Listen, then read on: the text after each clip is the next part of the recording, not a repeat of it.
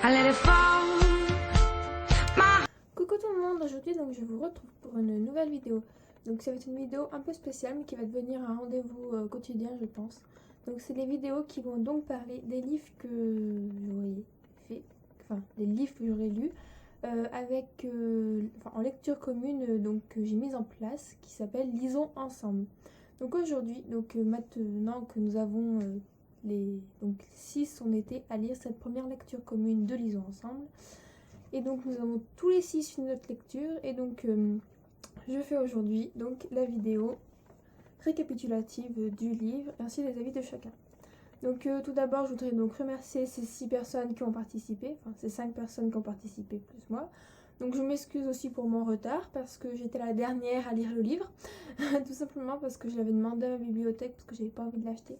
Et ma bibliothèque, étant donné que je suis une bibliothèque de campagne, a mis très longtemps à me passer le livre. Au final, je l'ai toujours pas eu. Donc je remercie Amélie qui a elle aussi effectué la lecture de donc m'avoir prêté le livre après. Donc le livre en question est donc Le Temps des miracles de Anne-Laure Bondou. Donc là, celui-ci est aux éditions Bayard. Donc Le Temps des miracles, c'est l'histoire de quoi? Donc c'est l'histoire d'un jeune garçon et de sa mère adoptive. Donc ce jeune garçon s'appelle Blaise Fortune ou Koumaï en fait. Et sa mère adoptive s'appelle donc Gloria. Et en fait on commence l'histoire avec ce petit Blaise Fortune retrouvé dans un camion peu après la frontière de la France. Et qui dit en français, il dit la phrase précisément parce que c'est un petit peu compliqué, citoyen de la République de France, sauf que, étant donné qu'il ne sait pas parler français, il le dit un peu avec son accent russe, parce qu'il parle russe. Et donc on commence l'histoire ici, sauf qu'en fait il va nous parler donc de son passé. Donc son passé, c'est tout simplement l'aventure qu'il a vécue donc jusqu'à arriver à la frontière de la France avec Gloria, sa mère adoptive. Donc voilà, c'est la guerre, c'est... Alors, pour ma part, j'ai pas trop réussi à trouver où se situait vraiment l'histoire. C'était à la Russie, donc à la Russie, il y a des pays au sud de la Russie, et c'est dans ces pays-là, je pense. C'est dans le Caucase. Alors moi, je sais pas où c'est Caucase. Hein, bon. J'en ai conclu que c'était par là, parce qu'à un moment, il passe en Russie, en Ukraine, en Allemagne. Hop là, je me suis dit, c'est ça. Donc tout simplement, il fuit la guerre. Parce que ça se passe en 1985. Enfin... C'est l'année où naît donc ce petit Blaise. Et donc il commence à fuir avec sa mère, il a 5 ans par là. Et on attaque l'histoire, donc il en a 8. Et il a 8 ans. Et donc ils sont dans un immeuble où ils sont pauvres, bien sûr, avec d'autres personnes pauvres. Et puis un jour, il faut qu'ils fuient l'immeuble parce que les soldats arrivent. Et donc ils vont aller ailleurs, qui vont devoir se fuir à nouveau, etc. Et en fait, le but de Gloria, donc, c'est d'emmener le petit Blaise à la France parce que Blaise est une nationalité française. Il a été retrouvé dans un train qui a été saboté en fait. Enfin, il y a des gens qui l'ont fait exploser. Et donc Gloria l'a retrouvé dans un train et l'a donc sauvé. Et donc ce petit était donc de nationalité française et donc elle voulait le ramener à son pays. Donc tout au long on suit quand il arrive en France. Une fois qu'il arrive en France, il y a encore d'autres événements qui font, mais je ne vais pas vous spoiler sur l'histoire. Donc je vais tout de suite vous lire en fait les avis des différentes personnes qui l'ont lu. Donc si je regarde sur le côté, ne vous inquiétez pas, c'est juste que je lis sur mon ordinateur.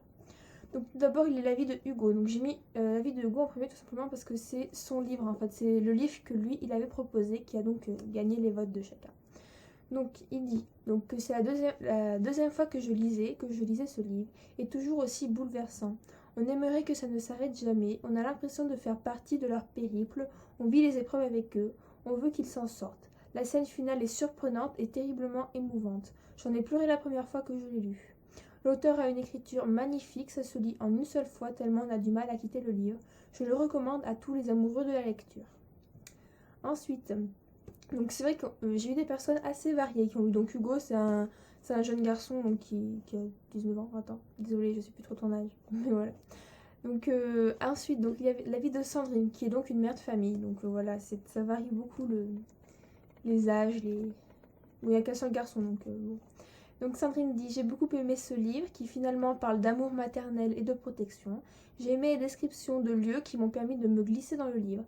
L'histoire de ce petit Blaise, pas si facile, et ses différentes aventures, les relations qu'il a nouées, les séparations. Je ne m'attendais pas à ce dénouement, quel frisson et que d'émotions. Je ne peux qu'avoir de l'admiration pour Gloria. Je conseille ce livre que j'ai dévoré.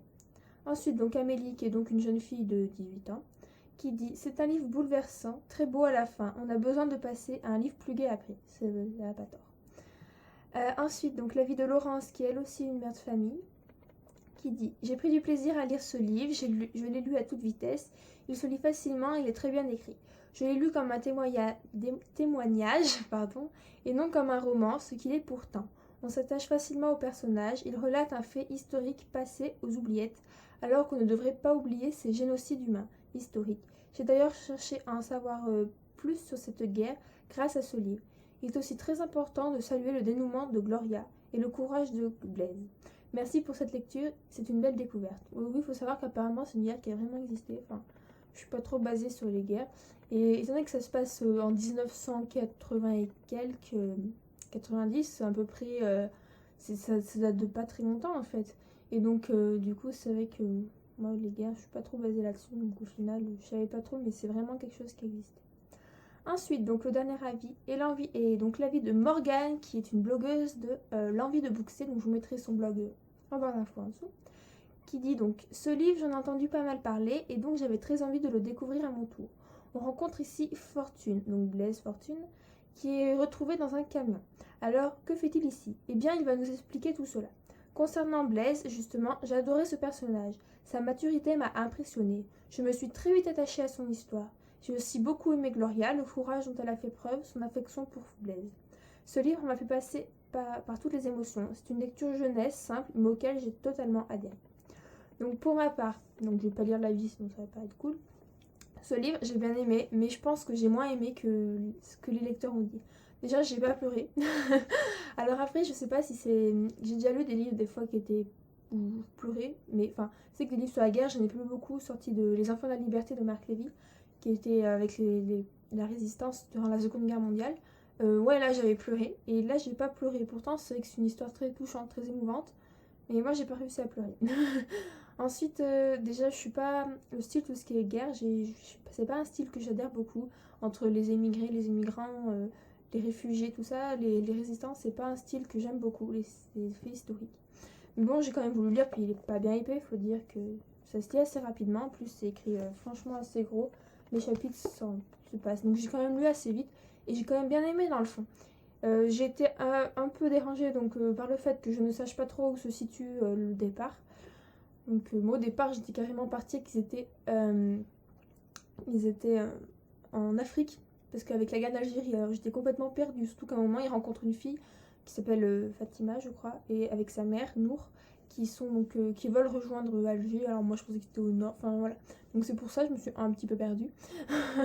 Donc j'avoue côté géographique ça m'a un petit peu dérangée, ouais. Peut-être avoir mettre une carte au début parce que c'est une littérature jeunesse et c'est vrai que la Caucase on connaît pas forcément, surtout quand on est encore plus jeune. Ensuite ouais, les personnages, alors je me suis beaucoup attachée à Blaise. Moi Gloria, qui est pourtant une fille, elle est pas très vieille parce que à la fin on apprend qu'elle a 41 ans, Blaise en a 18, donc au final quand elle a commencé à élever Blaise, elle était assez jeune quoi, mais j'ai pas réussi du tout à m'attacher à elle. Je me suis plus attachée à Blaise. Et l'écriture de l'auteur aussi est assez sympa, donc en fait c'est un peu bizarre parce qu'on pourrait croire qu'en fait on est du point de vue de Blaise, sauf que pas vraiment. Il y a des moments où en fait Blaise il parle mais sans qu'il y ait de tiré, donc c'est un peu comme son point de vue, puis il y a des moments c'est l'auteur qui va raconter. Donc c'est un peu particulier, mais c'était je vous le conseille vraiment. Donc Le Temps des miracles de Anne-Laure Bourdou. Voilà. Donc j'espère, donc je pense remettre en marche donc bientôt une section de Lisons ensemble. Donc je ne sais pas quand encore, pas au mois de juillet parce que je vais travailler, donc j'aurai pas le temps de m'en occuper. Mais peut-être au mois d'août. Donc s'il y en a qui veulent déjà se préinscrire, il n'y a pas de souci. Vous pouvez. Donc là déjà je suis bien contente, on était 6. Bon, sur les 6, il y en avait 5 qui étaient des amis autour. Enfin non, 4 qui étaient des amis autour, qui me connaissent et tout, avec qui j'échange bien. Une fille, donc une blogueuse, donc ça m'a fait bien plaisir d'avoir une blogueuse qui a bien voulu s'inscrire, puis donc moi. Donc j'aimerais bien, pour plus tard, pourquoi pas, échanger avec d'autres blogueurs, même d'autres gens qui ne sont pas blogueurs, qui lisent comme ça mais que je ne connais pas forcément. Ça peut être vraiment sympa comme ça d'échanger. Donc sur ce, donc, je vous laisse, je vous retrouve donc lundi pour faire mon bilan du mois de juin qui va être très chargé. Et donc voilà, je vous fais des bisous, ciao ciao.